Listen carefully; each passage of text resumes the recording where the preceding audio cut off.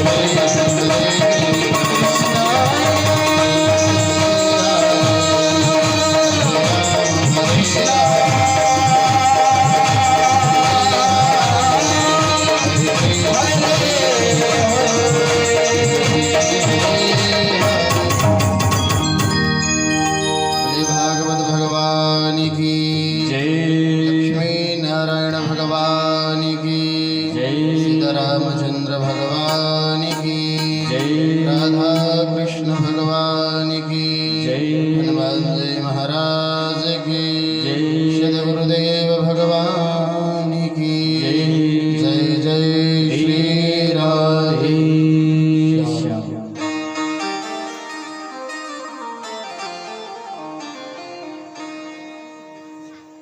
विगत दिवस की कथा में भगवान की दिव्य सुंदर कथाओं को श्रवण किया था। आगे उसी परंपरा में चलकर गए। महाराज कश्यप जी के 13 पत्नियां थीं और उन 13 में सबसे बड़ी पत्नी का नाम देवी दीति था।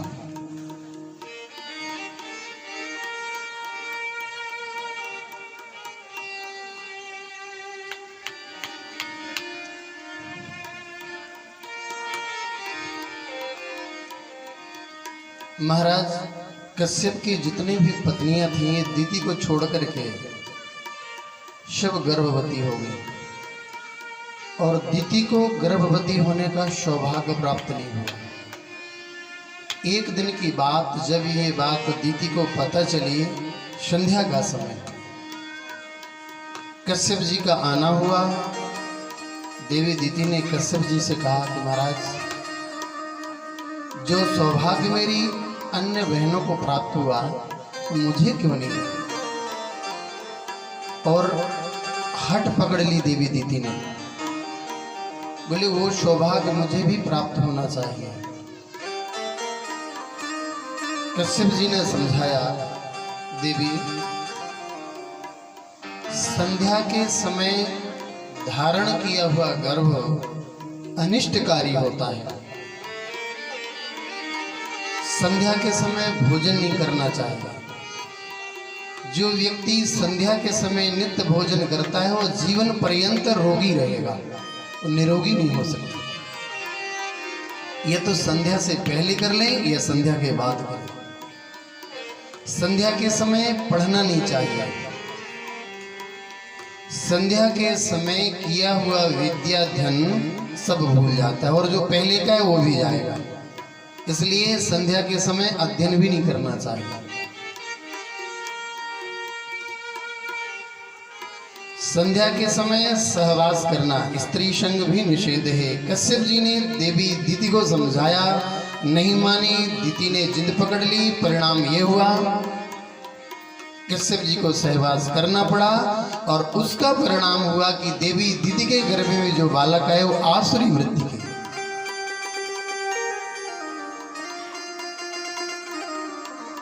जब दीदी को ये बात पता चली, घबराई कि अब क्या होगा।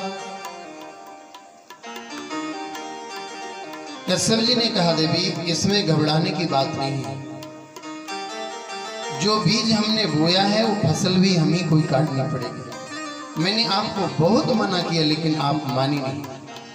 और ये तीन हट बताई है, बाल हट, जोगी हट और त्रिया हट। छोटे से बालक ने जो जिद ठान ली वो पूर्ण करके रहता है, कुछ भी कर लो, मानने वाला नहीं। वो भले ही लाख रुपए की वस्तु हो या रुपए की हो, अगर उसने चाह लिया कि मुझे चाहिए, मुझे तोड़ना है, तो पूर्ण करके ही मानेगा। ऐसे ही त्रिया हट होता है। अगर स्त्री ने जो मन में ठान ली फिर उसको पूर्ण करके ही रहेगी, भले ही पतिदेव भीखे ही का ना मांगे, लेकिन वो तो चाहिए तो चाहिए। और तीसरी हट है जोगी हट। अगर साधु ने ठान लिया कि 12 वर्ष एक हाथ को खड़ा करके रखना है तो ऐसे ही रखेगा वो। ये हठ योग है, और हठ योग में भगवान की प्राप्ति नहीं। हठ में कभी किसी को भगवान नहीं मिलते। हठ में आपका कार्य पूर्ण हो जाएगा, भगवान पूर्ण कर देंगे, क्योंकि इसने संकल्प कर लिया है, हठ कर लिया है, तो इसके हठ को पूर्ण कर दो। लेकिन वो भगवान की प्राप्ति संभव है। भगवान को अगर पाना है तो भक्ति को अपनाना पड़ेगा। बिना प्रेम रिझे नहीं नटवर नंद किशोर। भगवान को भाव और प्रेम की आवश्यकता है।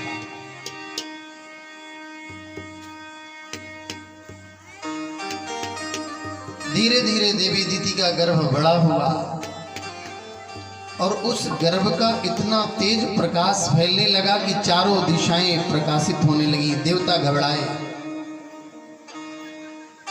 देवता मन में विचार करने लगे कि इतना तेज प्रकाश होने का कारण क्या है। तो ये जो देवी दीति के गर्भ में बालक बन करके आए, ये भी कोई सहज नहीं थे। बोले फिर ये कौन थे? इस प्रकाश का तेज होने का कारण क्या था? बोले भगवान के पार्षद थे।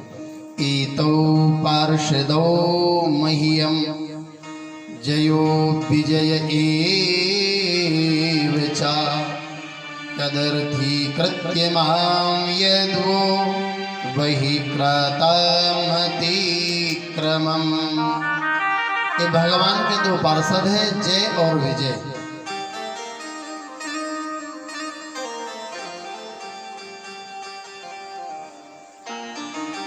ब्रह्मा जी के मानस पुत्र शनक नंदन सनातन सनत कुमार।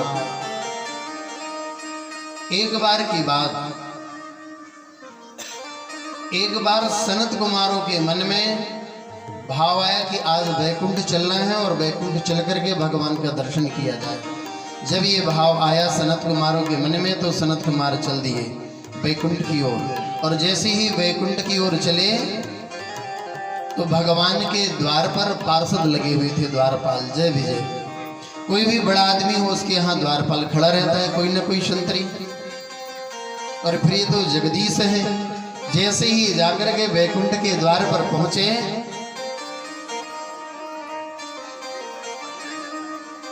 तो अंदर जाने से द्वारपालों ने सनत कुमारों को मना कर दिया कि आप अंदर नहीं जा सकते। और उसका परिणाम ये हुआ कि सनत कुमारों का इतना भजन का प्रभाव था, इतना तेज था कि उस भजन के अभिमान में आकर के सनत कुमारों ने जय विजय को श्राप दे दिया कि जाओ तुम असुर हो जाओ। और जैसे ही श्राप दिया सनत कुमारों के मन में बड़ी ग्लानि हुई कि हमने तो बहुत बड़ा अपराध कर लिया। आप किसी भी कार्य को कितना भी बना करके तैयार कर लें, जब वो काम पूर्ण की ओर आ जाता है तो थोड़ा सा क्रोध उसको बिगाड़ देता है। क्रोध में आकर के इन्होंने श्राप दिया। परिणाम ये हुआ कि सनत कुमारों को वैकुंठ में जाने के लिए प्रवेश नहीं मिला। भगवान स्वयं वैकुंठ से चल करके द्वार पर आए, सनत कुमारों को दर्शन दिया। और दर्शन दे करके भगवान, देखिए भगवान की करुणा, भगवान सनत कुमारों के सामने हाथ जोड़ करके खड़े हो गए कि हमारे द्वारपालों के द्वारा जो अपराध हुआ उसे क्षमा कर दे। और अगर वो दंड के अधिकारी हैं तो आप उन्हें दंड भी दे सकते हैं, वो भी स्वीकार है। लेकिन दंड तो उन्हें मिल ही चुका था असुर होने का। जैसे वहां से सनत कुमार लौटे, मन में बड़ी बेचैनी हुई कि हमने आज तक का जितना भी परिश्रम था वो एक बार में ही नष्ट कर दिया। व्यक्ति के जीवन का सबसे बड़ा शत्रु अगर कोई है तो वो है अहंकार, अभिमान। किया अभिमान तो फिर मान नहीं पाएगा और होगा प्यारे वही जो श्री राम जी को भाएगा। जीवन में अभिमान कितना बड़ा शत्रु बन करके आता है कि बड़े से बड़े बने हुए कामों को बिगाड़ देता है। समय आने पर देवी दिति के गर्भ से दो बालकों का जन्म हुआ। एक का नाम हिरण्यकश्यप और एक का नाम हिरण्याक्ष हुआ। ये जो हिरण्याक्ष था बड़ा बलशाली था। बल अधिक होने के कारण बल के अभिमान में हिरण्याक्ष यत्र तत्र घूमता। इसके मन में यही बना रहता कि हमसे कोई युद्ध करने वाला हो। ये अभिमान हिरण्याक्ष के मन में व्याप्त हुआ। देखो, जिस व्यक्ति के पास जो चीज की ज्यादा होती है, उपयोग से भी ज्यादा हो जाए तो उसका अभिमान हो जाता है। अगर व्यक्ति के पास धन भी अधिक हो जाता है तो उसका भी अभिमान हो जाता है और वो भी कहीं न कहीं दुरुपयोग में चला जाता है।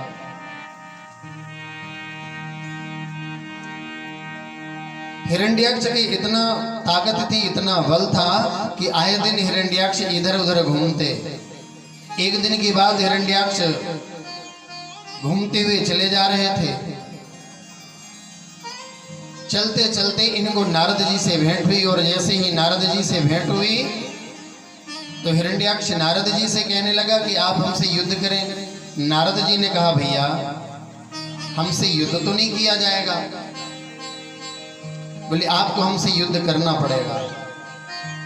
तो नारद जी ने समझाया कि भैया हम साधु हैं, हम झगड़ा नहीं कर सकते, युद्ध नहीं कर सकते हैं। हिरण्याक्ष ने नारद जी को पकड़ लिया कि आज तो आपको हमसे लड़ना पड़ेगा। नारद जी विचार करने लगे कि अगर लड़ेंगे नहीं तो ये छोड़ने वाला नहीं है, तो कोई ना कोई उपाय तो करना ही होगा। नारद जी ने कहा, भैया एक काम हो सकता है। बोले, क्या? बोले, अगर आपके समान कोई आपके ही जैसा योद्धा बता दें, पहलवान बता दें तो काम चल जाएगा। हिरण्याक्ष ने कहा, अगर आपको नहीं लड़ना है तो हमारे जैसा पहलवान बताइए, हमें तो लड़ना है। नारद जी ने कहा अगर आपको लड़ने के लिए ज्यादा आतुरता है तो आप समुद्र के किनारे चले जाओ, वहां से आपके ही जैसे एक बहुत बड़े बलशाली पहलवान योद्धा आ रहे होंगे, आप उनसे लड़ जाना। जैसे ही नारद जी ने ये बात कही, हिरण्याक्ष चल दिया समुद्र की ओर, और उधर से हिरण्याक्ष ने देखा कि भगवान वाराह पृथ्वी को लेकर के चले आ रहे थे। जैसे ही भगवान वाराह को आते हुए देखा, हिरण्याक्ष ने ललकार दिया कि आप हमसे युद्ध करिए। और जैसे ही ललकारा है, भगवान मन ही मन मुस्कुराने लगे कि देखो अभी इसे पता तो है नहीं कि मैं हूं कौन, और ये हमें लड़ने के लिए तैयार कर रहा है। भगवान ने मना किया कि भैया हमसे लड़ना नहीं आता है। बोले नहीं, आपको तो लड़ना पड़ेगा। जब हिरण्याक्ष नहीं माना तो उसका परिणाम यह हुआ कि भगवान को लड़ना पड़ा, और लड़ाई का परिणाम हुआ कि भगवान के ही हाथों हिरण्याक्ष मारा भी गया। जैसे हिरण्याक्ष मारा गया, हिरण्यकश्यप के मन में भगवान के प्रति द्वेष हो गया। द्वेष क्या हुआ कि इस नारायण ने मेरे भाई का वध कर दिया, और मैं हिरण्यकश्यप जब तक अपने भाई का बदला नहीं ले लूंगा तब तक मैं शांत रहने वाला नहीं। ये भाव इनके मन में आ गया। इसी परंपरा में आगे चल करके ब्रह्मा के मानस पुत्र हुए करदम जी महाराज। इनसे भी ब्रह्मा जी ने कहा कि आप सृष्टि करिए। करदम जी ने सृष्टि करने को मना कर दिया कि हम सृष्टि नहीं करेंगे, हम भी भगवान का भजन करेंगे। 1000 वर्ष तक करदम जी ने भजन किया, और भजन का संकल्प था कि हमें भगवत प्राप्ति हो जाए, भगवान की प्राप्ति हो। भजन करते करते जब बहुत भजन हो गया तो एक दिन इनके नेत्र खुले, समाधि खुली, तो करदम जी ने देखा कि सामने एक बहुत सुंदर बगीचा है। उस बगीचे में एक गृहस्थी अपने परिवार को लेकर के घूम रहा है, पत्नी बच्चों को लेकर के घूम रहा था। उस परिवार को देख करके करदम जी के मन में ये भाव आया कि अगर मेरे भी परिवार होता तो आज मैं भी ऐसे ही घूमता। मैं अकेला रह करके क्या करूंगा? जीवन का कोई ना कोई तो सहारा होना चाहिए। जब ये भाव आया तो 1000 की तपस्या एक किनारे हो गई। अब इनका संकल्प बदल गया। अभी तक भाव था कि भगवत प्राप्ति हो, अब भाव हो गया कि हमारा विवाह हो जाए। गृहस्थी को देख करके संकल्प बदला, फिर से भजन में बैठ गए। संकल्प है मन में कि हमारा विवाह हो। जब भजन करने लगे, भजन करते करते करदम जी के भजन से भगवान प्रसन्न हुए, और जैसे ही भगवान प्रसन्न हुए तो करदम जी ने के सामने प्रकट हुए। भगवान ने कहा करदम जी मांग लो, हम तुमसे प्रसन्न हैं, क्या चाहते हो? जैसे ही भगवान आए, करदम जी से कहा कि मांगो। करदम जी कैसे कहते हैं भगवान से कि हमारा विवाह हो जाए? अगर किसी का पिता अपने बेटे से कहे कि बेटा हम तुम्हारा विवाह करा दें, तो बेटा तो कहने वाला नहीं कि हमारा विवाह करा दो। लेकिन आजकल के बेटा कहते नहीं, अब तो मारने लगते हैं, और जब लड़ने लगे तो समझ लो कि बेटा का इशारा है कि विवाह करा दो। वो तभी तक नहीं लड़ता जब तक धैर्य रहता है। भगवान ने कहा करदम जी हम तुम्हारे भजन से प्रसन्न हैं, वरदान मांगो, क्या चाहते हो? करदम जी ने कहा प्रभु हम आपकी सेवा चाहते हैं। बोले सेवा तो आपको प्राप्त है, लेकिन और तो कुछ मांगो, क्या चाहते हो? बोले और कुछ नहीं। तो करदम जी ने, भगवान ने अपने से ही करदम जी से कह दिया कि करदम जी हम आपसे एक बात कहना चाहते हैं, अगर मानो तो कहें। करदम जी ने कहा प्रभु आप जो भी बात कहेंगे वो हमारे हित की कहेंगे, हमारे कल्याण की, इसलिए आप कहिए, हमें स्वीकार है। भगवान ने कहा करदम जी हमने आपका रिश्ता पक्का कर दिया है। जैसे ही रिश्ते की बात कही तो करदम जी बड़े प्रसन्न हुए कि हमें कहना नहीं पड़ा और काम भी पूर्ण हो गया। करदम जी ने कहा प्रभु आपकी बात हमें स्वीकार है, लेकिन एक हमारा भी संकल्प है। बोले क्या? बोले संकल्प ये है हमारा कि मैं आपके कहने से विवाह तो करूंगा, लेकिन विवाह करने के बाद जब हमारे घर एक बेटा जन्म लेकर के आ जाएगा तो मैं गृहस्थ जीवन का त्याग करके वैराग्य धारण कर लूंगा। भगवान ने कहा ये बात हमें स्वीकार है, होगा तो वही जो भगवान चाहेंगे, इंसान के मन की होने वाली नहीं। करदम जी ने बात को स्वीकार कर लिया। भगवान ने करदम जी का विवाह महाराज मनु की बीच वाली पुत्री देवी देवहूति के साथ संपन्न कराया। देवहूति एक राजा की कन्या है, महलों में रहने वाली। आज जब देवी देवहूति का विवाह महात्मा करदम से संपन्न हुआ, करदम जी अपनी पत्नी देवहूति को लेकर के चले। रास्ते में चले जा रहे थे। देवहूति को ये मालूम था कि हमारे पिता राजा थे, तो ये भी तो कोई बहुत बड़े राजकुमार होंगे, इनके भी रहने के लिए महल अटारियां होंगी। जब जंगल में चले जा रहे थे, देवहूति ने पूछा महाराज आपको महल कहाँ है? बोले देवी थोड़ी आगे और चलो। जैसे ही थोड़ी आगे चले देखा तो करदम जी की एक झोपड़ी दिख रही थी। उस झोपड़ी को देख करके करदम जी ने कहा देवी वो महल दिख रहा है मेरा। देवहूति ने सोचा कि आज तक तो मैंने बड़े बड़े महल देखे, लेकिन इस नमूने का तो पहला महल देखा है। ऐसा तो महल मैंने कभी देखा ही नहीं। जब पहुंचते हैं पास में झोपड़ी को देखा, वो झोपड़ी में भी जगह खाली नहीं थी। सामने नजर गई तो देखा किसी कोने में चूहे, कहीं मेंढक, कहीं सर्प, कहीं बिच्छू बैठे हुए थे, और ऊपर नजर डाली तो चिड़ियों के घोंसले थे। देवहूति ने कहा महाराज आप तो कहते थे मेरा महल है, इसमें तो कहीं आपकी जगह ही खाली नहीं दिख रही। करदम जी ने कहा देवी ये जो 2 हाथ की जगह खाली है ना, ये मेरी है। अभी मैं अकेला था, मुझे 2 हाथ की जगह की जरूरत थी। इस संसार को इकट्ठा करके मैं क्या करूंगा? जीवन में 2 हाथ की जगह में ही जाना है, इससे ज्यादा की मुझे आवश्यकता नहीं थी। बोले अब मैं आ गई ना। करदम जी ने कहा अब आप आ गई हैं, मैं इनसे निवेदन करूंगा 2 हाथ जगह और खाली कर देंगे, बस 4 हाथ की जगह में पूरा जीवन निकल जाएगा। करदम जी देवी देवहूति को लेकर के अपनी झोपड़ी में आए। संध्या का समय। करदम जी ने कहा देवी हमारा मन करता है कि थोड़ा सा भजन कर लें, बहुत दिनों से हमने भजन नहीं किया।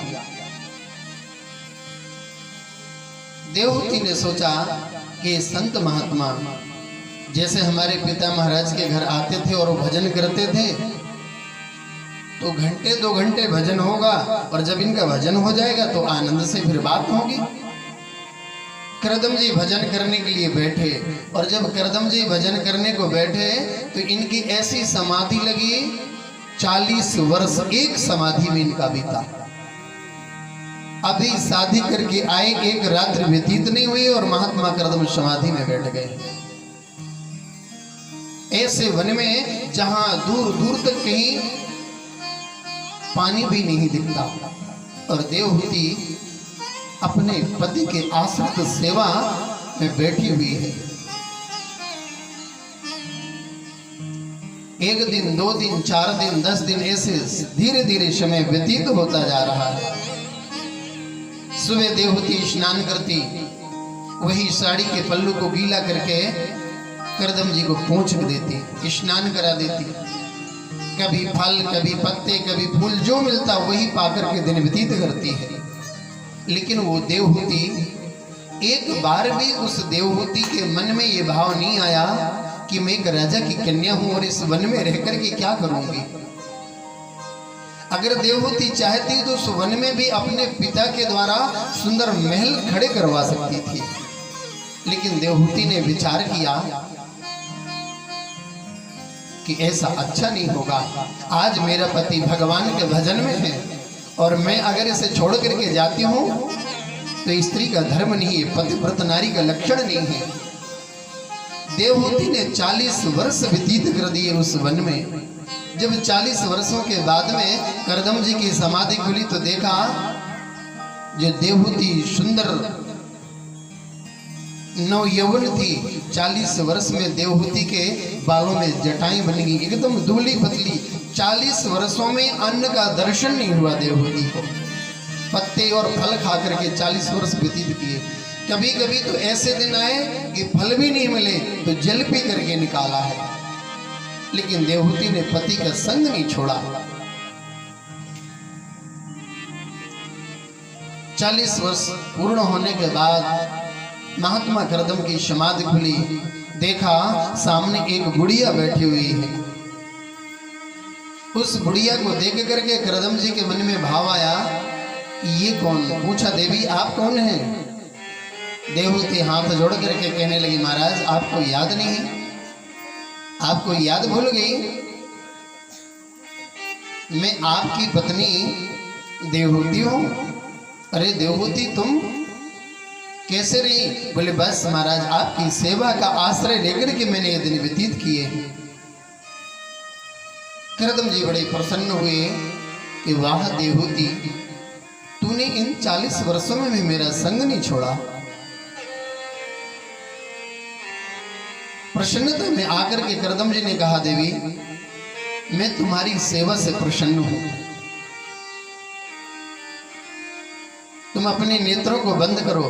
जैसे ही देवहूति ने अपने नेत्रों को बंद किया और खोल करके देखा तो जिस वन में दूर दूर तक कहीं जल का दर्शन नहीं था, आज देवहूति की उस झोपड़ी के सामने सुंदर सरोवर बना हुआ है और उस सरोवर में दिव्य नील कमल खिले हुए थे। इस दृश्य को देख करके देवहूति बड़ी प्रसन्न हुई, मन में विचार करने लगी कि मेरे पति की तपस्या का परिणाम है। जिस वन में दूर दूर तक मैं जल के लिए भटकती थी कि कहीं मुझे एक बूंद पानी मिल जाए, आज मेरे सामने सरोवर भरा हुआ है। करदम जी ने कहा, देवी मन करता है कि एक बार इसमें गोता तो लगाए। आज जैसे ही करदम जी देवहूति को लेकर के गए उस सरोवर में गोता लगाया, एकदम दोनों नव यौवन संपन्न हो गए। जिस अवस्था में करदम जी देवहूति को ब्याह करके घर से लाए थे, आज वही अवस्था होगी। गृहस्थ जीवन प्रारंभ हुआ। समय आया, देवहूति ने गर्भ धारण किया। देवहूति के गर्भ से पहली संतान के रूप में एक कन्या का जन्म हुआ। करदम जी ने विचार किया कि अभी कन्या का जन्म हुआ है, अगले में बेटा होगा। जब दूसरा गर्भ धारण किया तो फिर कन्या हुई। ऐसे करते करते करदम जी के घर में देवी देवहूति के द्वारा 9 कन्याओं का जन्म हो गया, बेटा हुआ नहीं। करदम जी का संकल्प था कि जब मेरे घर बेटा जन्म लेकर के आएगा मैं गृहस्थ जीवन का त्याग कर दूंगा। करदम जी के मन में चिंताएं बढ़ने लगी। ये जो संकल्प मैंने किया ये अच्छा नहीं किया।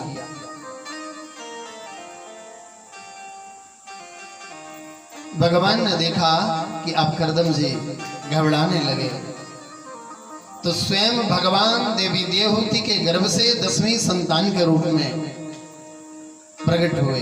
बोलो कपिल देव भगवान की। कपिल देव के रूप में भगवान प्रकट हुए और जैसे ही प्रकट हुए इधर ये 9 कन्याएं धीरे धीरे बड़ी हो गई थी। करदम जी ने 9 ऋषियों के साथ में अपनी कन्याओं का विवाह कर दिया। बेटा के जन्म लेते ही करदम जी ने देवहूति से कहा, देवी आज मेरा संकल्प पूर्ण हो गया, अब हम जंगल चले जाएंगे। और इतना कह करके करदम जी ने गृहस्थ जीवन का त्याग किया, जंगल चले गए।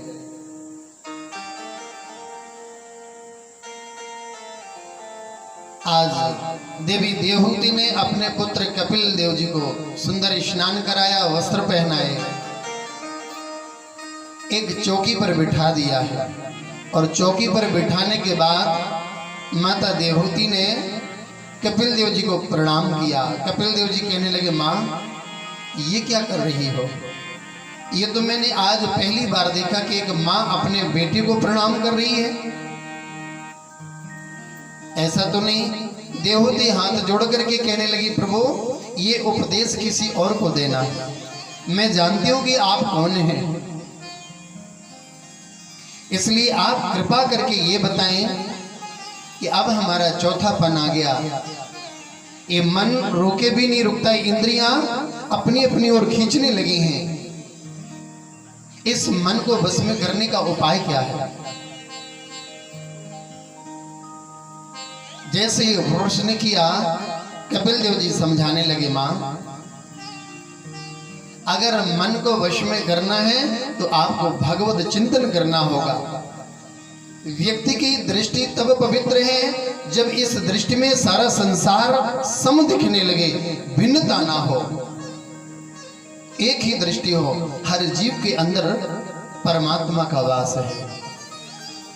सिए राम मैं सब जग जानी, सिए राम मैं सब जग जानी, सिए राम मैं सब जग जानी, सिए राम मैं सब जग जानी, जय राम मैं सब जग जानी, करहु प्रणाम जोरे जोग पानी, करहु प्रणाम जोरे जोग पानी, करहु प्रणाम जोरे जोग पानी।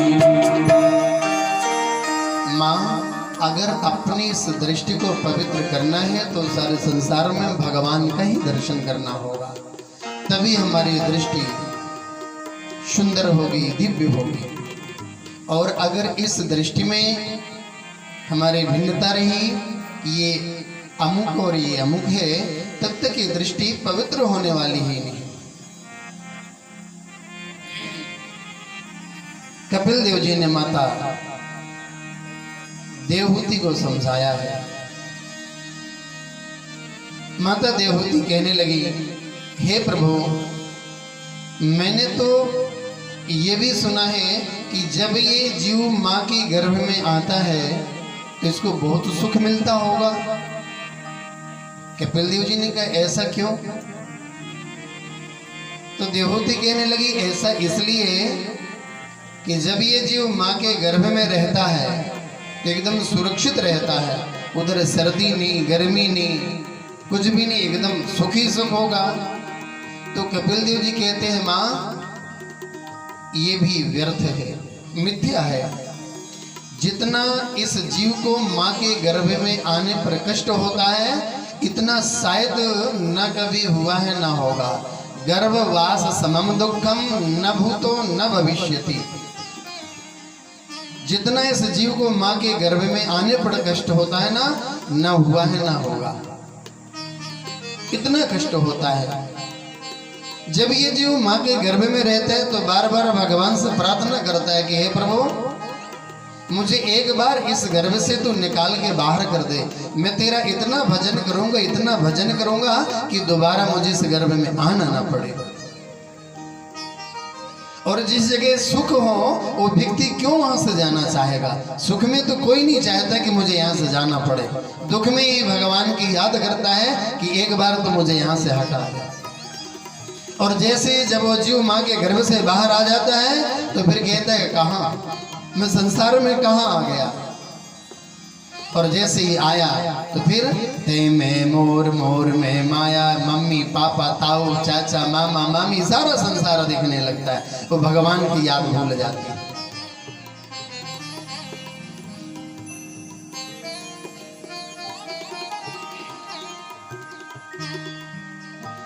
तो कपिल देव जी माता देवहूति को बार बार समझाते हैं कि माँ, भगवान का भजन ही जीवन का सार है और सब आसार है। दीन कहे धनवान सुखी, धनवान कहे सुख राज को भारी, राज कहे महाराज सुखी, महाराज कहे सुख इंद्र को भारी, इंद्र कहे चतुरानन को सुख, ब्रह्म कहे सुख विष्णु को भारी, तुलसीदास विचार कहे हरि भजन बिना सद जीव दुखारी। अगर जीवन का सुख है कहीं तो वह भगवान के भजन में, जिसे आप हम लोग भूल बैठते हैं। भजन भगवान का कर ले, जगत दो दिन का मेला है। भजन भगवान का कर ले, जगत दो दिन का मेला है।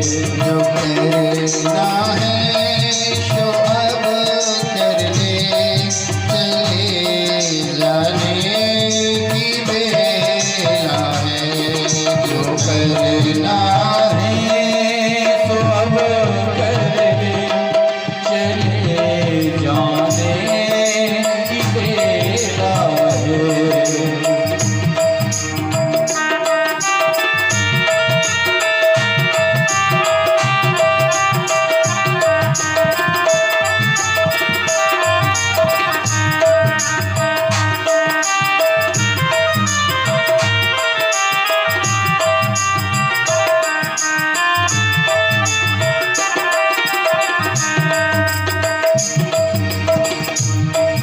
कोई है जा चुका पहले, कोई कई यार जाने को।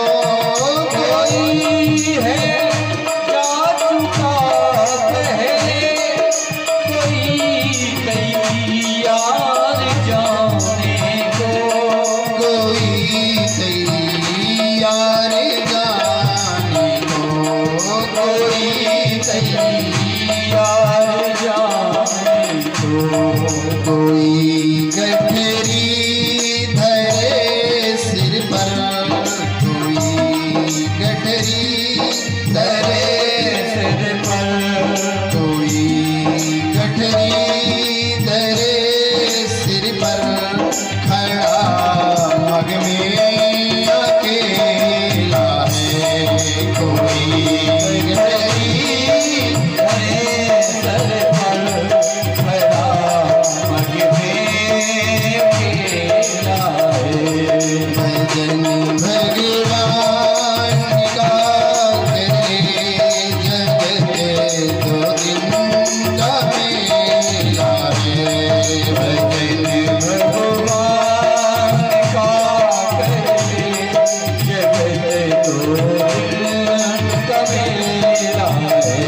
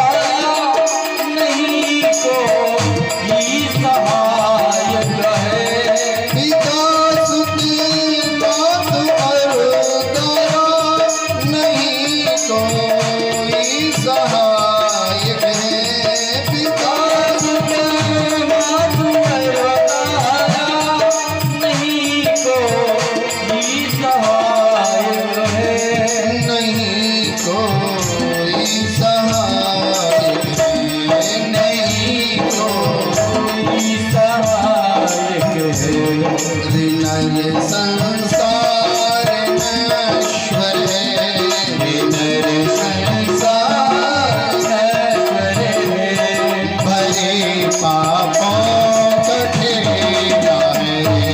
नर संसार नश्वर है, भरे पापों का ठेला है। भजन भगवान का करे, जगत गोविंद का मेला है। भजन भगवान का करे, जगत गोविंद का मेला है। भजन भगवान का करे, जगत गोविंद का मेला है। भजन भगवान का करे, जगत गोविंद का मेला है। जगत गोविंद का मेला है, जगत गोविंद का मेला है, जगत गोविंद का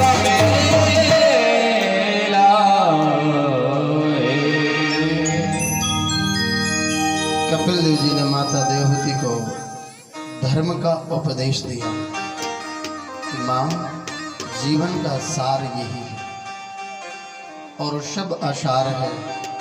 हम कितना भी धन दौलत जुटा लें इस संसार में, लेकिन एक न एक दिन हमें छोड़ करके जाना है। ये कुछ भी जाने वाला नहीं। इधर आगे चल करके सुखदेव जी वर्णन करते हैं, महाराज मनु की 5 संतानें थी, 3 बेटी और 2 बेटा।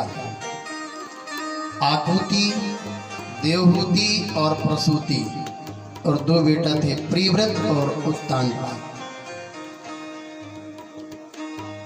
माता देवहूति का वंश आगे नहीं चला। ये 3 बहनें थी। प्रसूति का विवाह दक्ष प्रजापति के साथ हुआ और आकुति का विवाह रुचि प्रजापति के साथ हुआ, और इन्हीं रुचि प्रजापति के यहाँ स्वयं यज्ञ नारायण भगवान का प्राकट्य हुआ था। बोलो यज्ञ नारायण भगवान की। प्रसूति का विवाह जो दक्ष प्रजापति के यहाँ हुआ। एक बार की बात, महाराज दक्ष ने अपने घर एक विशाल यज्ञ करने का संकल्प लिया, और जब यज्ञ करने की मन में ठानी तो उन्होंने समस्त देवताओं को आमंत्रित किया, लेकिन अपने ही दामाद भगवान शिव को आमंत्रित नहीं किया। यज्ञ की तैयारियां पूर्ण हुई, यज्ञ का समय आ गया। समस्त देवता अपनी अपनी देवियों को लेकर के विमानों से चले जा रहे थे, और वो विमान सब कैलाश से होकर के गुजरे। उन विमानों पर देवी सती की नजर पड़ी। सती ने पूछा कि आप लोग कहाँ जा रहे हैं? विमान में बैठी हुई देवियां कहने लगी, आपको पता नहीं कि आपको निमंत्रण नहीं आया? बोले किस चीज का? बोले अपने पिता महाराज बहुत बड़ा यज्ञ करने जा रहे हैं। सती ने कहा, ये तो हमें पता नहीं है, हो सकता है कोई महाराज को निमंत्रण दे गया होगा, वो हमें बताने के लिए भूल गए होंगे। ठीक है, आप लोग चलो, हम आ रहे हैं। संध्या के समय भगवान शंकर आए। देवी सती ने निवेदन किया कि महाराज मैंने कुछ सुना है। भगवान शंकर ने कहा, क्या? देखिए सती का संबोधन कितना दिव्य संबोधन है। सती ने एक बार भी अपने पति भगवान शंकर से ये नहीं कहा कि मेरे पिता के घर में यज्ञ का आयोजन होने जा रहा है। सती ने सोचा कि शायद मैंने ये कह दिया कि मेरे पिता के घर, तो इनको बुरा न लग जाए। कि सती को अभिमान है कि मेरे पिता के घर हो रहा है, तो सती ने पिता नहीं कहा। सती भगवान शंकर से कहती है कि महाराज, प्रजापतिस्ते स्वसुरस्य साधु निर्यापितो यज्ञ महोत्सवे सवा किल द्वयं च तत्रा विश्राम वामते यद्यर्थतामी विबुधा व्रजन्ति। सती ने भगवान शंकर से कहा कि महाराज मैंने सुना है कि प्रजापतेस्ते ससुरस्व सांप्रतम, आपके ससुर महाराज दक्ष के यहाँ, मेरे पिता नहीं, सती अपने पिता भी तो कह सकती थी लेकिन पिता नहीं कहा, आपके ससुर महाराज दक्ष के यहाँ यज्ञ महोत्सव के लिए यज्ञ का आयोजन होने जा रहा है, क्या आप चलेंगे नहीं? भगवान शिव ने कहा देवी हम बिना बुलाए कहीं जाते नहीं, हमारे घर निमंत्रण नहीं आया फिर हम जाएंगे क्यों? सती ने कहा महाराज इतना बड़ा यज्ञ का आयोजन है, शायद कारण देना भूल गए होंगे तो हमारा धर्म बनता है कि हमें चलना चाहिए। भगवान शिव ने सती से मना कर दिया है, हम बिन बुलाए जा नहीं सकते। अरे सती अगर हम बिन बुलाए पहुंच भी गए, किसी ने बोल दिया कि आपका आना कैसे हुआ, किसने बुलाया, तो बात बिगड़ जाएगी, इसलिए हम बिन बुलाए नहीं जा सकते। सती को ये पता नहीं था कि हमारे पति भगवान शंकर और हमारे पिता दक्ष का झगड़ा भी चल रहा है, एक दूसरे से दोनों ईर्ष्या करते थे, इसलिए उनको बुलाया नहीं गया कि अगर बुलाते हैं वो आएंगे तो फिर वही बात तो हो जाएगी, कहीं झगड़ा हो गया तो यज्ञ बिगड़ जाएगा। अभी तो किसी को पता भी नहीं, पर सबको पता भी चल जाएगा कि ससुर जमाने में झगड़ा भी है।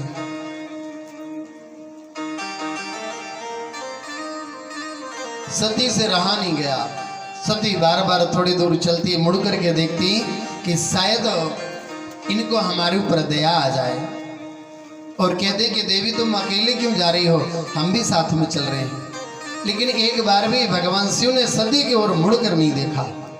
जब प्रभु ने देखा कि सती मानने वाली नहीं, इनके मन में जाने की जिज्ञासा है, बार बार जाने का प्रयास कर रही हैं, भगवान शिव ने तुरंत नंदी को आदेश किया, नंदी तुम सती के साथ चले जाओ। सती ने नंदी को लिया है और लेकर के चल दी उस यज्ञ की ओर। आज जैसे ही उस यज्ञ के पास पहुंची और जाकर के देखा, उस यज्ञ मंडप में समस्त देवताओं के आसन लगे हुए थे, लेकिन सती के पति भगवान शंकर का कोई आसन नहीं था।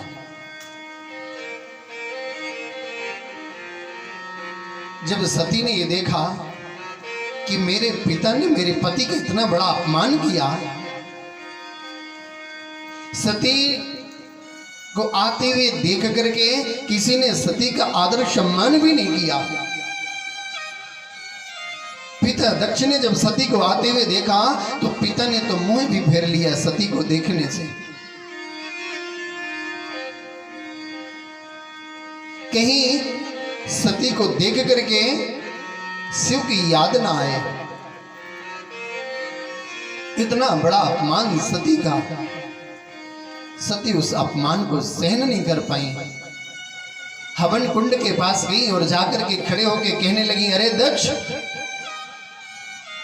आज तूने मेरे पति भगवान शिव का इतना बड़ा अपमान किया, मैं अपने पति के अपमान को सहन नहीं कर सकती। तेरे देवरा तो ये दिया हुआ शरीर है ना, अब ये मुझे स्वीकार नहीं। और इतना कहते ही सती उस हवन कुंड में कूद गई, चारों तरफ हाहाकार मच गई। अब क्या होगा? उस यज्ञ में जो आए हुए देवता थे वो नंदी को मारने के लिए दौड़े। नंदी प्राण बचा करके भगे। जैसे ही नंदी आज लौट करके आए हैं, भगवान शिव ने नंदी को आते हुए देखा। नंदी से पूछा, नंदी क्या कारण हुआ? नंदीश्वर ने कहा, प्रभु बहुत बड़ा अनर्थ हो गया है। माता सती ने अपने प्राणों की आहुति दे दी।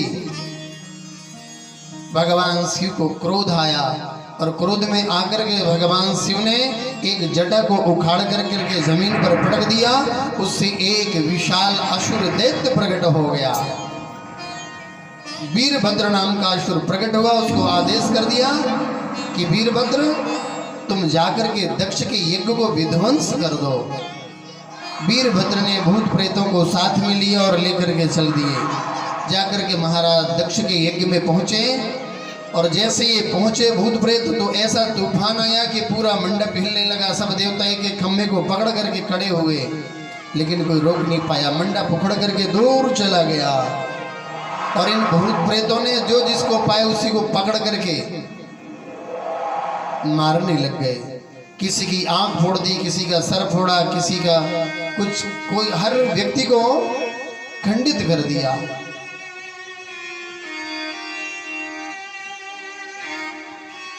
जो सी यज्ञ के मुख्य यजमान महाराज दक्ष थे उनको सर से अलग कर दिया गया। उनका सर लेकर के आहुति दे दी गई।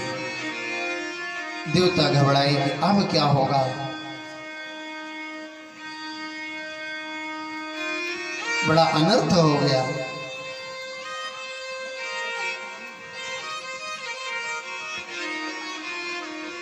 घबराए हुए देवता भगवान की स्तुति करने लगे। हे प्रभु, आप इस यज्ञ को पूर्ण करें, अपने क्रोध को शांत करें। भगवान का क्रोध ही प्रलय का रूप होता है। चारों तरफ हाहाकार मच गई।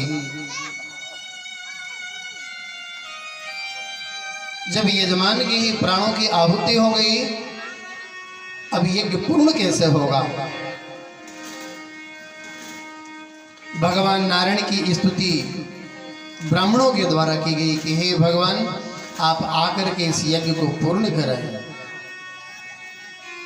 सभी ब्राह्मण देवता मिलकर के भगवान की स्तुति करते हैं। त्वं क्रतुस्त्वं हविस्त्वं हुतासा स्वयं, त्वं क्रतुस्त्वं हविस्त्वं हुतासा स्वयं, त्वं हि मन्त्राशमिदर्भिपात्राणि च, त्वं हि मन्त्राशमिदर्भिपात्राणि च, त्वं सतस्य दम्पती देवता, अग्निहोत्रं स्वधाशो में आज्यं पशु।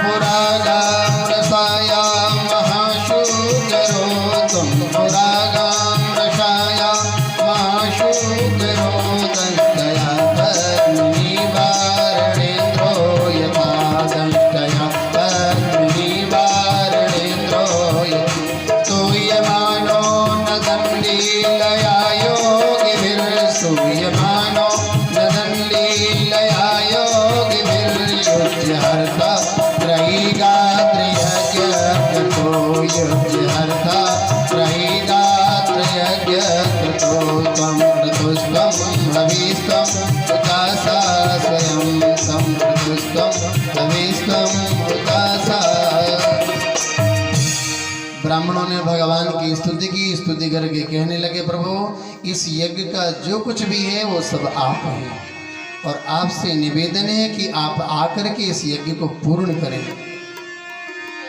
भगवान शंकर आए, देवताओं ने निवेदन किया। भगवान शंकर ने कहा, देखो भैया, जो जैसा कर्म करेगा उसको वैसा फल भी भोगना पड़ेगा।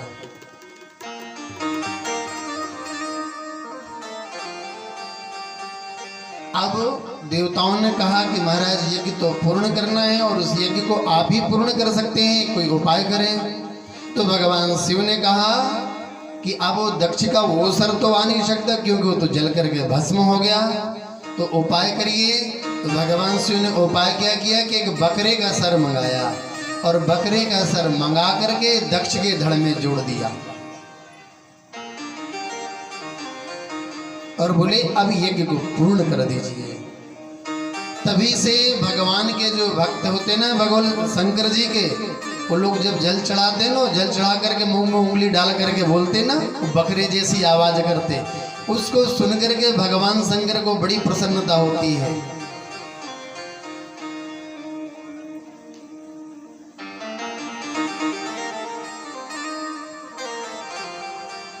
महाराज मनु के 5 संतानें थी।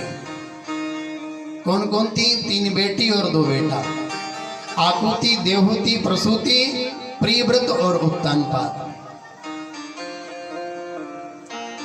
महाराज उत्तानपाद का विवाह हो गया, और जब महाराज उत्तानपाद का विवाह हुआ, इनकी पत्नी का नाम सुनीति था।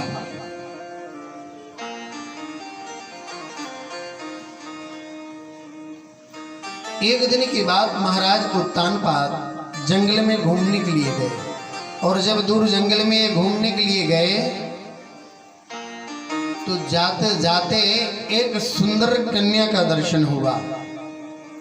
उस कन्या को देख करके उसके प्रति महाराज उत्तानपाद का आकर्षण हो गया, प्रेम हो गया।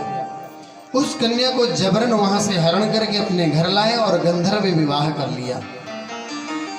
उसका नाम सुरुचि था। आज जब सुरुचि उत्तानपाद जी के घर आई और आकर के सुनीति को देखा, तो सुनीति को देख करके कहने लगी, महाराज ये कौन है? उत्तानपाद कहने लगे, देवी ये मेरी पत्नी है। सुरुचि ने कहा कि जब आपके पास पहले से ही पत्नी थी तो आप मुझे क्यों लेके आए? राजन, अगर मुझे अपने घर रखना है तो इसको त्यागना होगा। और राजा उत्तानपाद सुरुचि के रूप से इतने आकर्षित थे, मोहित थे कि सुरुचि जो कहती वही करने को तैयार हो गए। आज परिणाम ये हुआ, सुनीति गर्भवती है, और सुरुचि के कहने पर राजा उत्तानपाद सुनीति का त्याग कर रहे हैं। आज घर से सुनीति को निकाल दिया। सुनीति ने देखा कि मेरा सहारा कौन होगा, लेकर के जंगल में छोड़ दिया अनाथ की भांति। सुनीति उस वन में भटकते भटकते कोई संत के आश्रम में पहुंचे।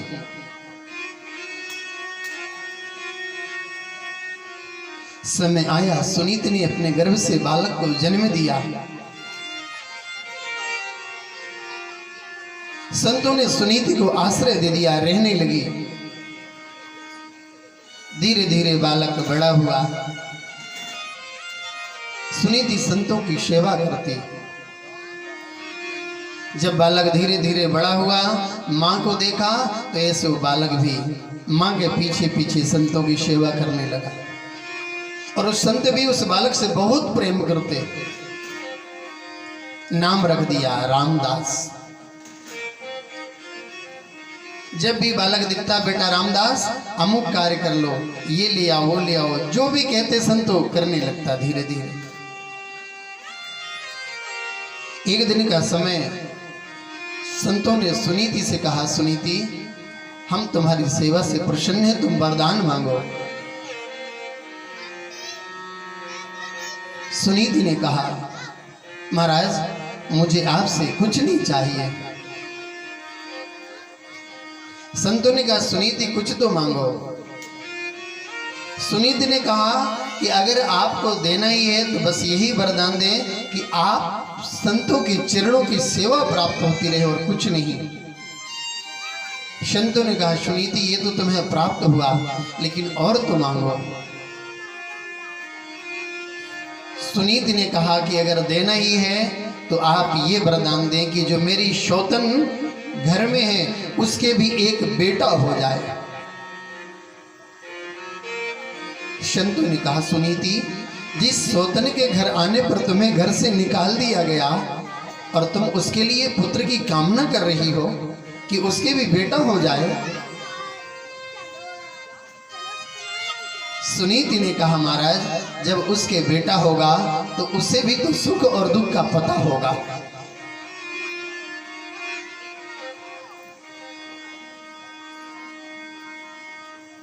संतों ने आशीर्वाद दिया।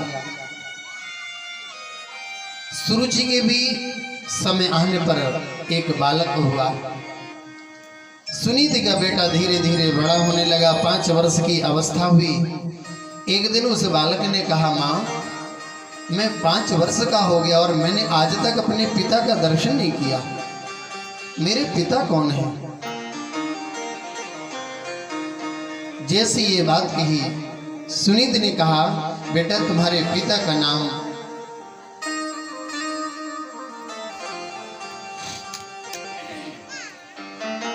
उत्तानपाद था।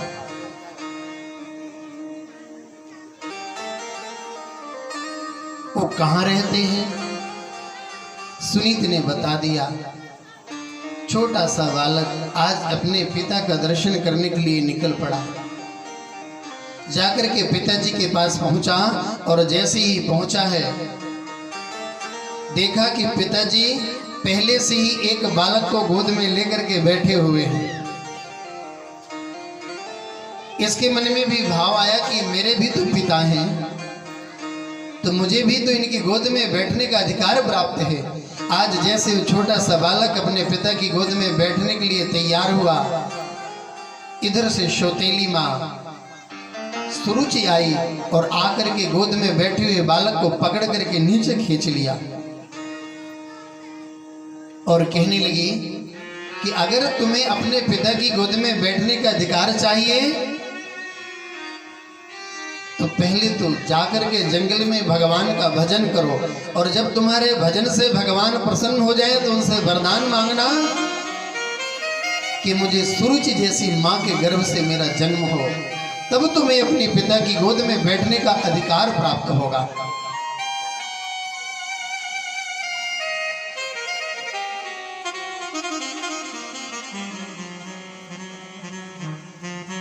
इसके पहले तुम पिता की गोद में बैठने के अधिकारी नहीं। उस बालक से शब्द सहन नहीं हुए, रोता हुआ अपनी माता सुनीति के पास आया। जब सुनीति ने बालक को रोते हुए देखा, कहने लगी बेटा तुम रो क्यों रहे हो, तुम्हारे रोने का कारण क्या है? सारा हाल बताया। सुनीति ने कहा बेटा माँ जो भी कहती है वो बालक के कल्याण के लिए कहती है। अच्छा ही तो कहा कि तुम जंगल में जाकर के भगवान का भजन करना, क्या बुरा कहा? इसमें रोने की क्या बात है? अरे मैं तो कहती हूं तुम जाना नहीं, आज नहीं अभी इसी वक्त चले जाओ। उस माँ को देखो जो 5 वर्ष का बालक, और माँ जंगल भेज रही है कि तू जाकर के भजन करना। जैसे माँ ने ये बात कही, छोटा सा बालक चल दिया। रास्ते में जाते हुए बालक को याद आई कि जब मैं अपनी माँ के साथ संतों के यहाँ जाता था सत्संग में, तो एक दिन मैंने ये बात सुनी थी कि बिना गुरु के गोविंद की प्राप्ति संभव नहीं। बिन गुरु भवनिधि तरई न कोई, जो विरंच संकर्षम होई। वो ब्रह्मा भी क्यों ना हो, अगर गुरु नहीं है तो उसका भी कल्याण होने वाला नहीं। और मैंने तो आज तक अपना कोई गुरु बनाया ही नहीं, फिर मुझे भगवान कैसे मिलेंगे?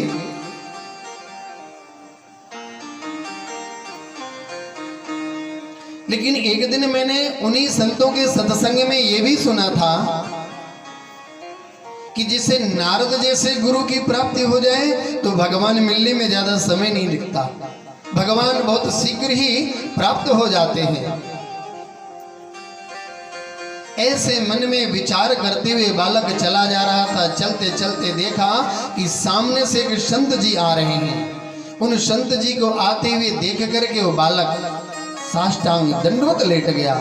संत जी ने देखा कि ये बालक तो कोई अच्छे कुल खानदान का है।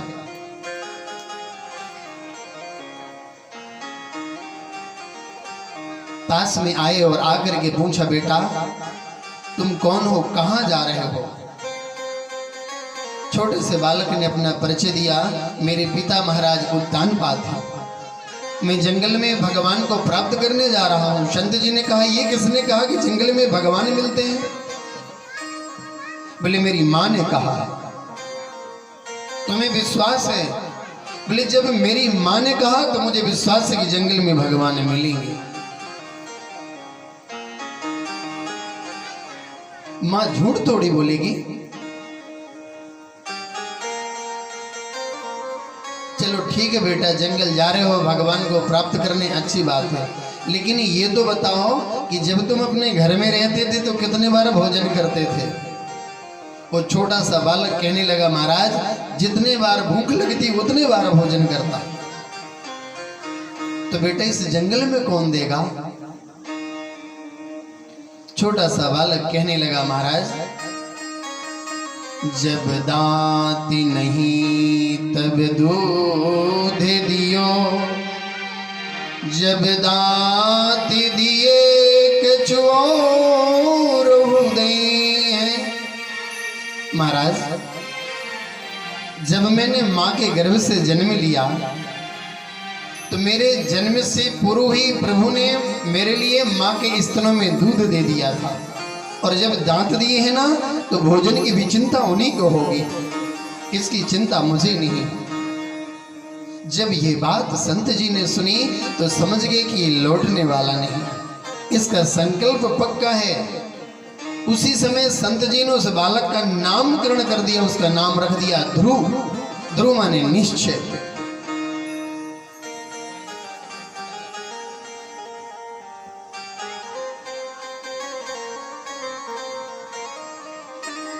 वो ध्रुव नाम का बालक कहने लगा, महाराज आपने मुझसे सब कुछ पूछ लिया, लेकिन आप तो बताइए आप कौन हैं?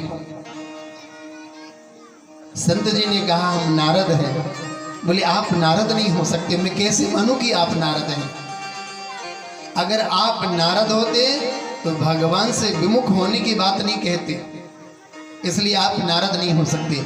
और अगर आप नारद ही हैं तो मुझे अपना चेला बना लो। जैसे ये बात कही, नारद जी ने ध्रुव जी को मंत्र दिया है, और मंत्र देकर के कह दिया कि बेटा तुम इस मंत्र का जाप करना, शीघ्र ही तुम्हें भगवान की प्राप्ति होगी। ध्रुव जी महाराज को नारद जी ने द्वादशाक्षर मंत्र दे दिया और कह दिया कि ध्रुव तुम यहां से सीधे तथा गच्छ भद्रम ते यमुनायास्तटं शुचि पुण्यं मधुवनं यत्र सानिध्यं नित्यदा हरे।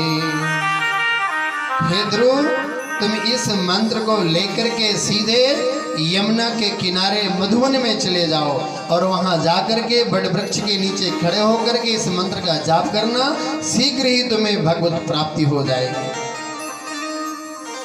ध्रुव जी चल दिए। जैसे ही गुरु जी का आदेश हुआ ध्रुव जी ने चल दिया। ध्रुव जी आए यमुना के तट पर मधुवन में खड़े होकर के भगवान का भजन करने लगे। अब जैसे ही ध्रुव जी ने भगवत भजन प्रारंभ किया है तो 1 महीने में 3 दिन कुछ नहीं खाया ध्रुव जी ने, निराहार।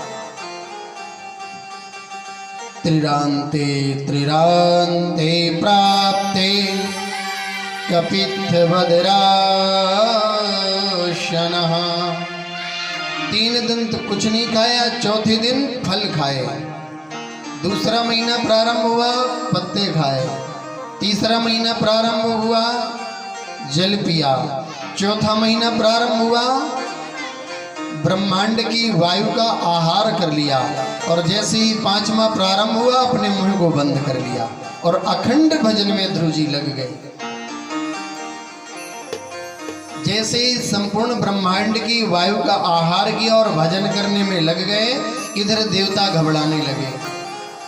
देवताओं की प्राणवायु रुक गई। घबराए हुए देवता दौड़े दौड़े ब्रह्मा जी के पास गए और ब्रह्मा जी के पास जाकर के कहने लगे, ब्रह्मा जी हमारे ऊपर कृपा करो। बोले क्या हुआ? बोले हम सबकी प्राणवायु रुक गई है। ब्रह्मा जी ने कहा भैया यही हाल तो हमारा भी है, हमारे भी प्राण घुट रहे हैं। तो देवताओं के सहित ब्रह्मा शंकर जी के पास गए। भगवान शंकर के पास जाकर के निवेदन किया कि आप कृपा करिए। भगवान शंकर ने कहा कि यही हाल हमारा भी है। अब देवता घबराए कि जब ब्रह्मा शिव का भी ये हाल है तो अब कहाँ जाएं। तो ब्रह्मा शिव के सहित देवता जाकर के वैकुंठ में पहुंचे। भगवान नारायण से सैया पर लेटे माता लक्ष्मी चरण पलट रही थी। भगवान ने जब ब्रह्मा शिव के सहित देवताओं को आते हुए देखा तो मंद मंद मुस्कुराने लगे। देवता हाथ जोड़ करके कहने लगे प्रभु कृपा करिए, आप तो बड़े दयालु कृपालु हैं। भगवान ने कहा क्या हुआ?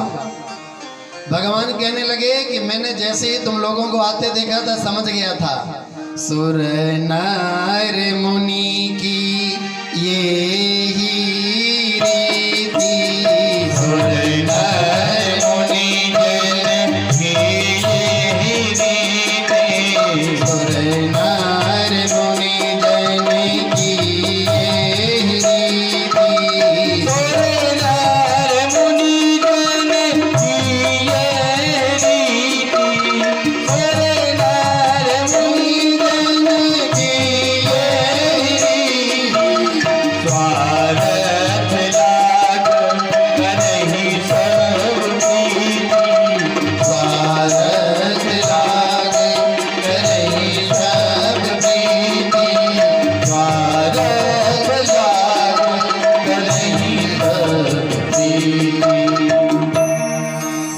बिन स्वार्थ के कोई किसी के पास जाने वाला नहीं। भगवान ने कहा कारण क्या है?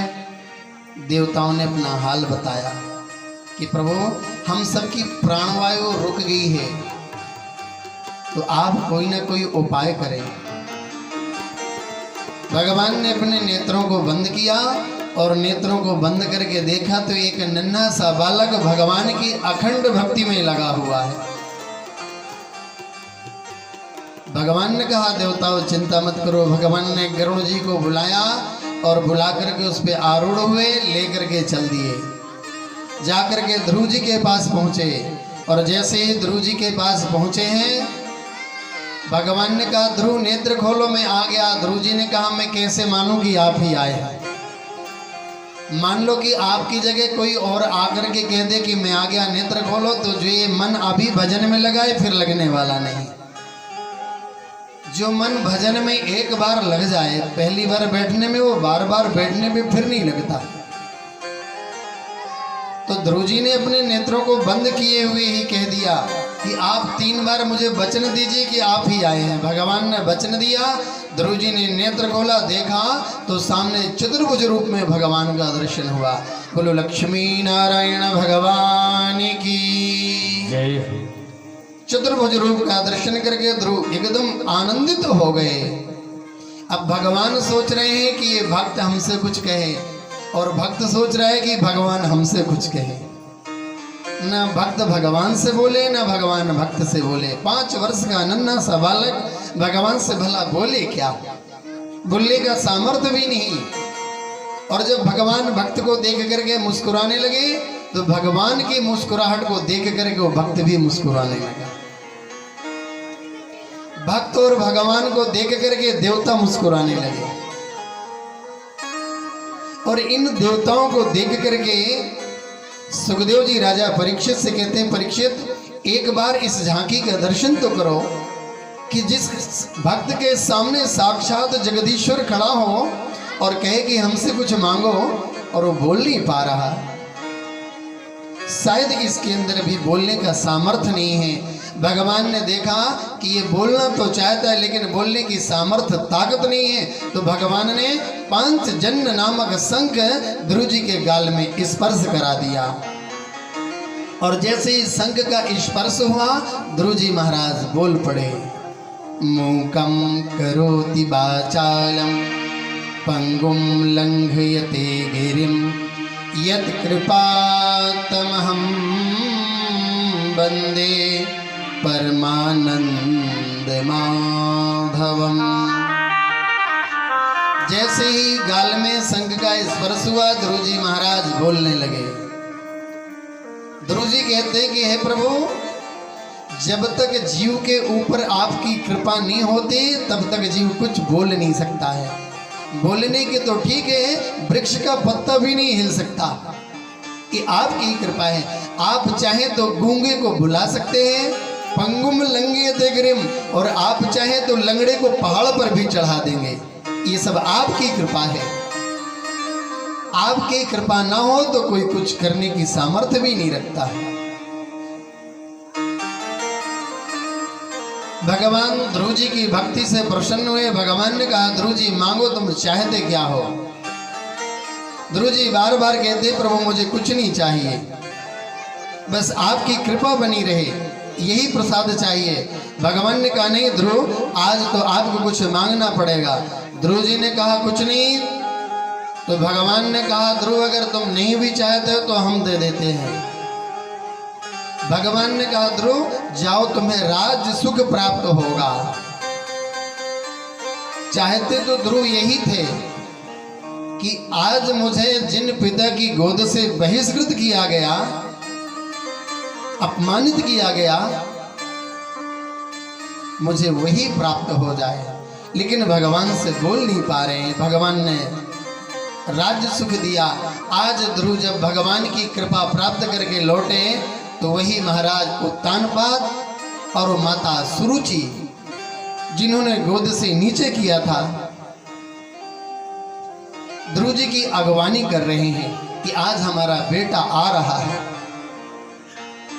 जा पर कृपा राम की होई, ता पर कृपा करे सब कोई। आज ध्रुव जी के ऊपर भगवान की कृपा हुई।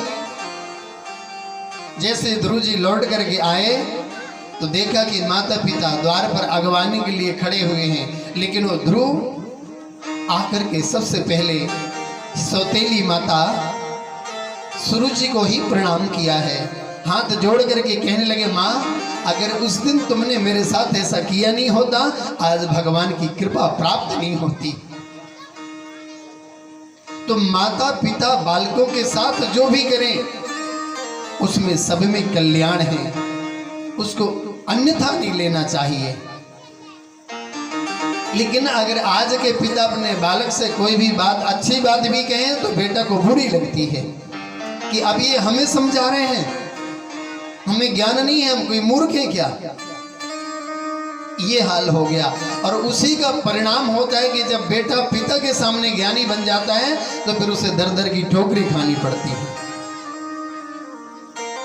पिता तो पिता है, और बालक का सबसे पहला गुरु मां और दूसरा पिता होता है। जन्म के बाद पहली गुरु मां होती है।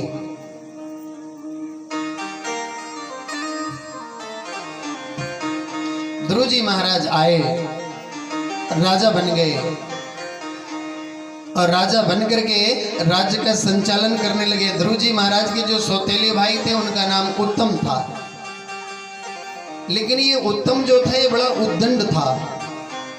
एक दिन उत्तम ने क्या किया कि उत्तम के मन में घूमने का विचार आया, तो उत्तम जंगल की ओर गया, और जैसे ही जंगल गया तो देखा कि एक बहुत बड़ा बगीचा है। उस बगीचे में जाकर के प्रवेश किया और उसको उजाड़ने लगे, तोड़ने लगे। उस बगीचे की रखवाली यक्ष लोग करते थे। उन्होंने मना किया कि महाराज आप ऐसा नहीं करें। उत्तम नहीं माना, और उसका परिणाम ये हुआ कि उत्तम यक्षों के द्वारा मारा गया।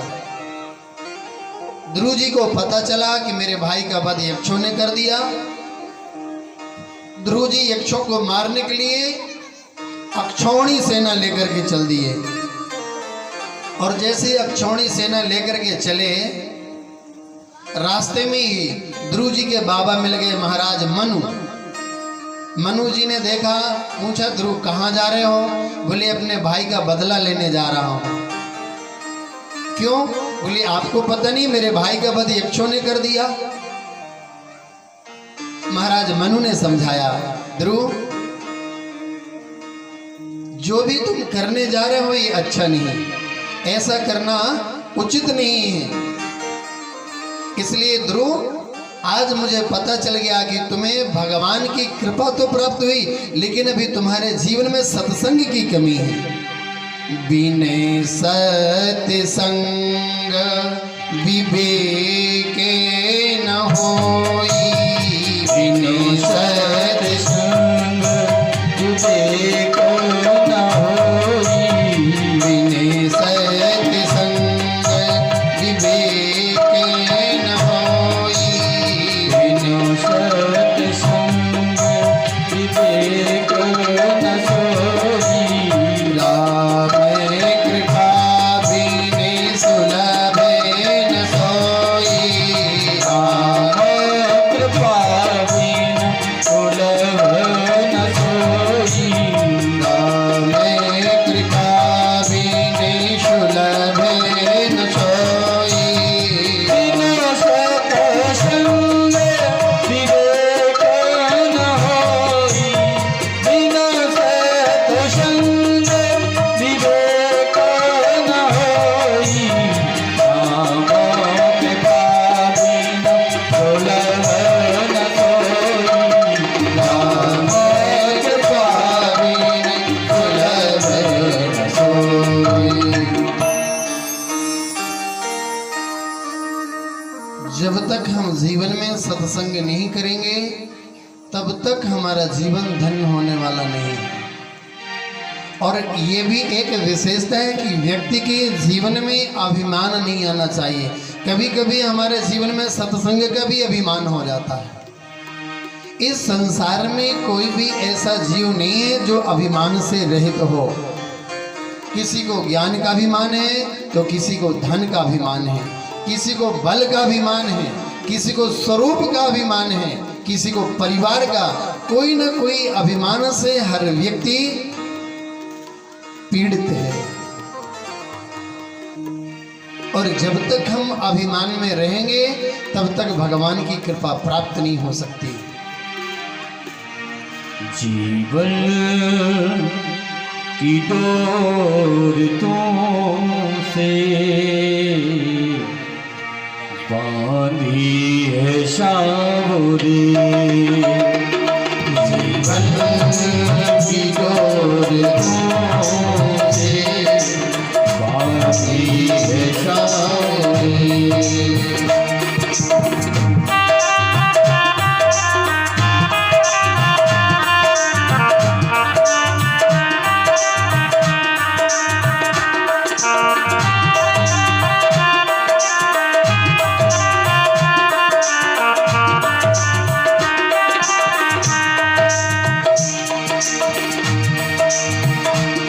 दर्शन की भीख दे दो, दर्शन की भीख दे दो, नैना है बावरे,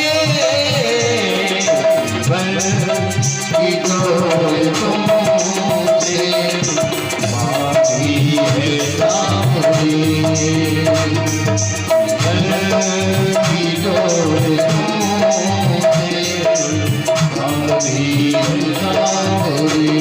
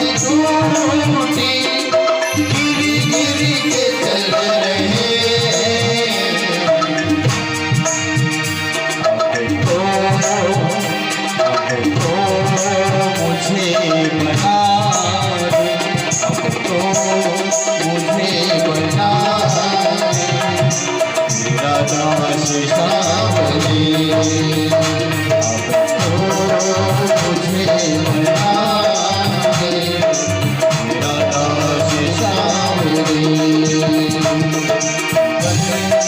की डोर तुमने बांधी है सांवरे।